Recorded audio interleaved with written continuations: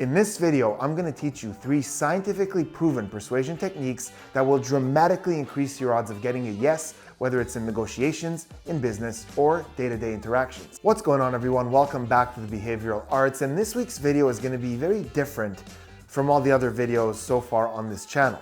When I started the Behavioral Arts channel a couple of months ago, I wanted it to be a completely devoted space separate from my other channel, which is all about my life as a performer. I wanted this YouTube community to be a place devoted to studying practical psychology that you can use in your day-to-day life that I've learned throughout the years with my degree in social psychology, with my certifications, and my experience as an award-winning mentalist. Now, as I started to build the channel, a lot of stuff was happening in the news, in the media, with Will Smith, with Johnny Depp, Amber Heard, and so the channel really became focused on body language analysis, behavioral analysis, and learning how to read people, which I love and I've spent a very long time studying, but I didn't have any time so far to focus on another aspect of practical psychology that I've spent so much time learning, using as a performer in day-to-day life, and that aspect is persuasion. I spent years studying the science of persuasion. It was a big part of my focus while I was getting my degree,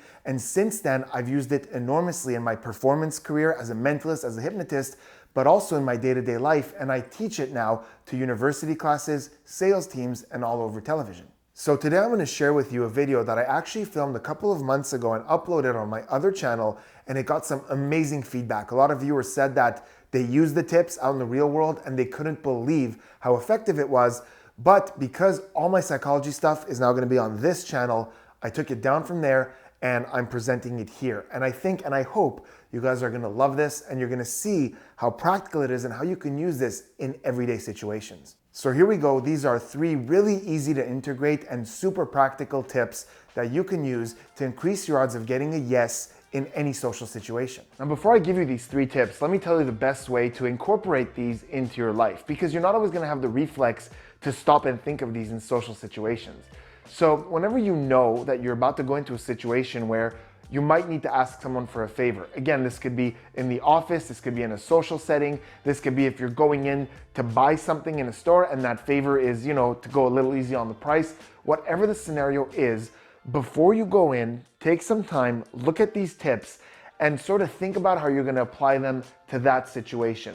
Then you'll do it in another situation and another situation, and the more it happens, the more you get used to it, and slowly this just becomes part of the way you operate. Also, feel free to use the comment section of this video. If there's a situation that you're trying to adapt any of these tips to, and you want a little bit of help to work on how you can use them, ask me in the comments and I will gladly help you. So the first tip when you're trying to get someone to do you a favor is ask them for a smaller favor first. There are 2 reasons that this is very effective. The first one is called the consistency or commitment principle, one of the pillars of persuasion.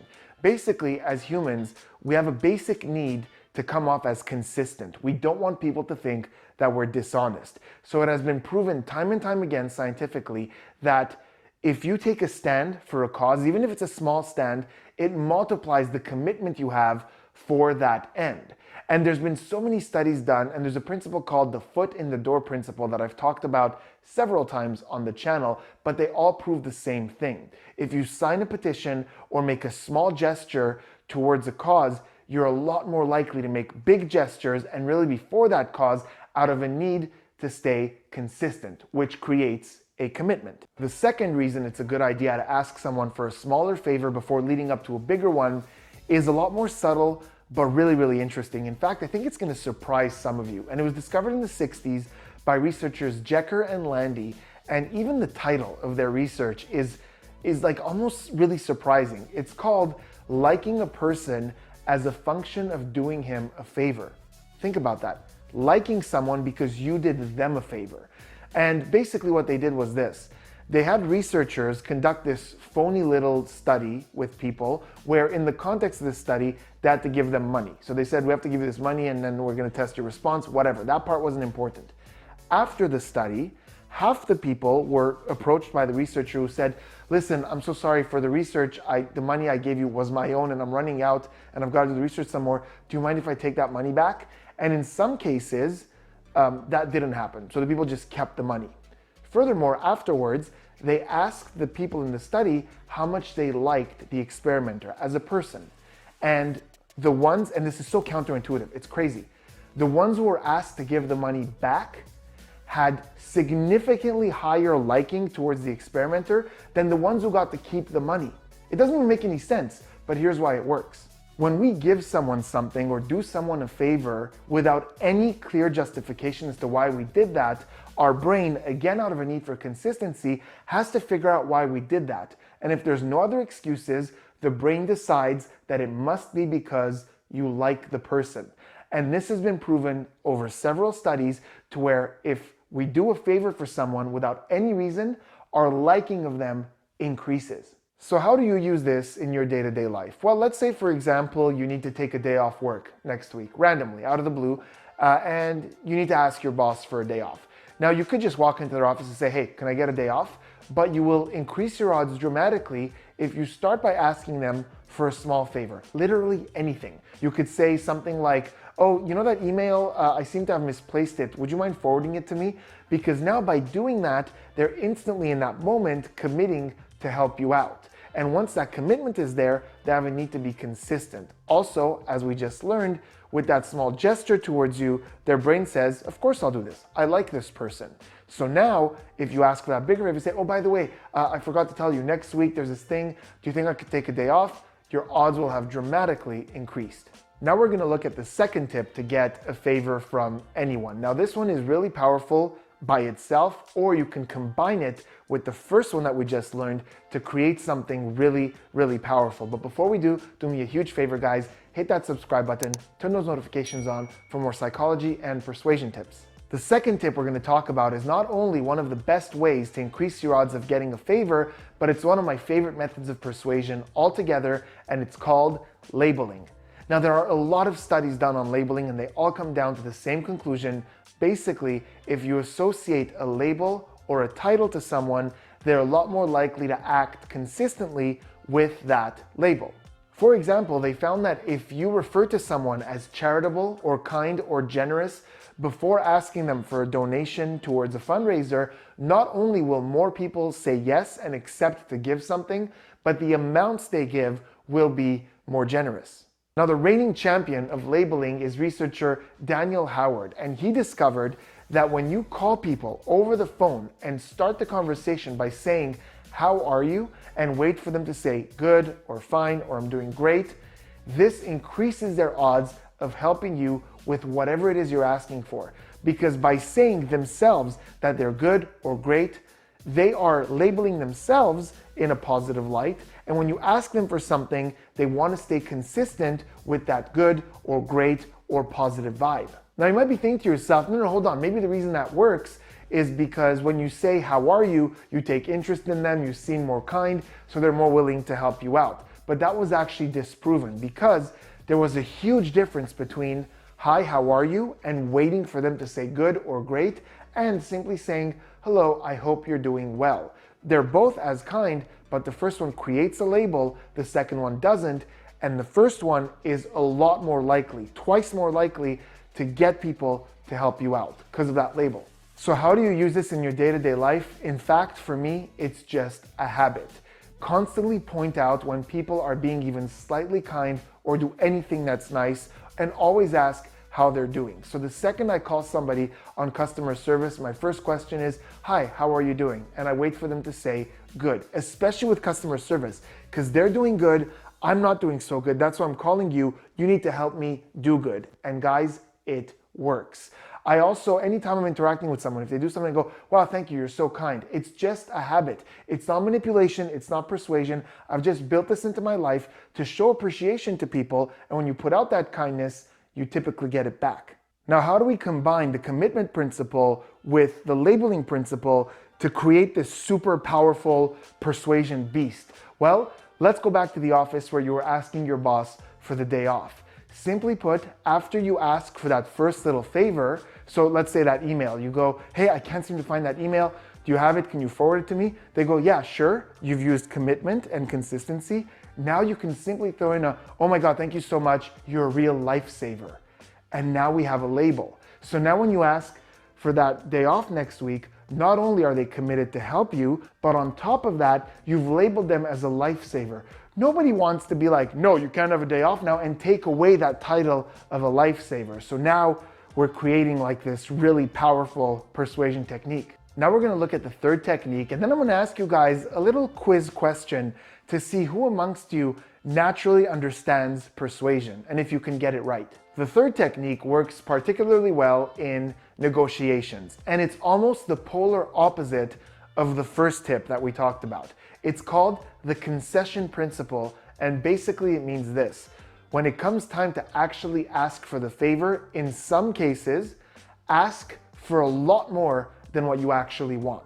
Regular viewers of my channel know this, but one of my favorite books in psychology is Influence by Robert Cialdini. This is one of the best books in the world about persuasion and influence and how it works, the psychology of it, how you can use it, how you can avoid it. I will leave a link in the description to where you can get this, but the author himself, Robert Cialdini, is one of the people who has researched the concession principle the most. And in one of his famous studies, they went on a university campus and they asked students, we need someone to chaperone a group of kids to go to the zoo for 2 hours sometime next week. And they wanted to see how many people would say yes to that. Well, very few did, something like 15, 17%, something in that area. They were able to increase that to 50%, half of them saying yes, by approaching them and giving them two options. They said one of the options is, we're looking for volunteers to spend 2 hours with a group of kids once a week for a minimum of 2 years. The second thing is, we're looking for someone to escort a group of kids to the zoo for 2 hours one day next week.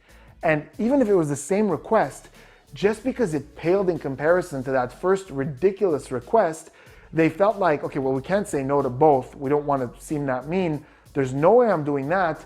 But that second one doesn't seem that bad. I'll go with that one. So the concession principle is psychologically really simple. When you ask someone for something really big, and then you concede to something smaller, or just wait and have them concede, because you might be surprised. They might go for the big one and you're like, oh my God, this is amazing.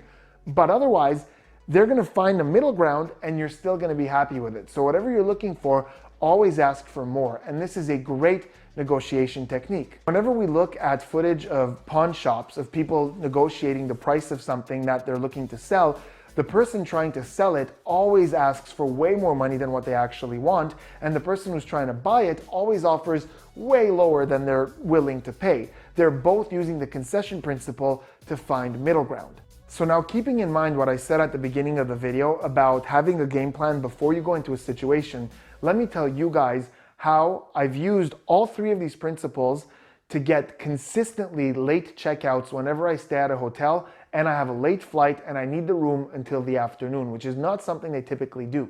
So I use all three techniques in the order that we just looked at them. So first, I go up to the person at front desk and I ask for anything else. It might be flyers for delivery, restaurants that deliver. It might be a recommendation for a nearby restaurant where I go get something to eat. It could be literally anything, just a small favor. It could be, hey, where are the vending machines? Whatever it is. I ask them for a favor. They usually answer. They're usually very kind. And I thank them for that kindness. I go, wow, thank you very much. You're so kind. You're so helpful. Actually, I need to ask you one more thing. So already he's committed to helping me. We have that liking that's enacted because he did me this little favor. We have the label, you're so kind, you're so helpful.